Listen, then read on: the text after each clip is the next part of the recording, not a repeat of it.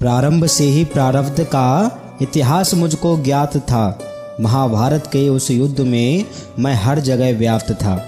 माँ कुंती ने जिसको ठुकराया था, राधा ने उसको अपनाया था सूर्य पुत्र भले ही मैं, पर सूत अधिरथ ने मुझको पाला था।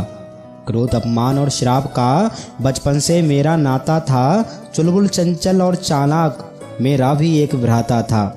शास्त्रों का शौकीन था वो, वेदों का अद्भुत ज्ञाता था, पर सूत और शास्त्र का ये मिलन पाखंडियों को ना भाता था।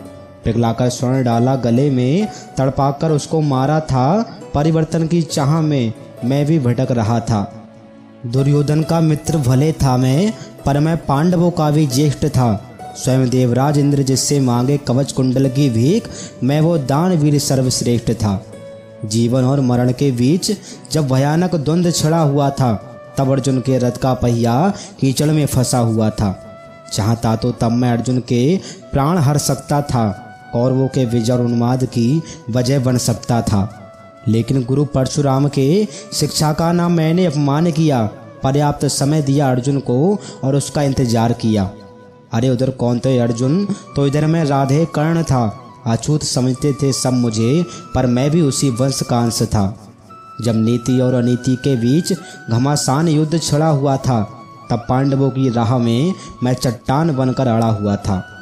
परंतु महाभारत के इतिहास का मुझे तो स्वर्ण अक्षर बनना ही था। पांडवों की हो विजय, इसके लिए मुझे तो मरना ही था। लेकिन माधव का वो षड्यंत्र मैं समझ ना पाया था, जब अर्जुन ने मुझ निहत्थे के ऊपर बाण चलाया था।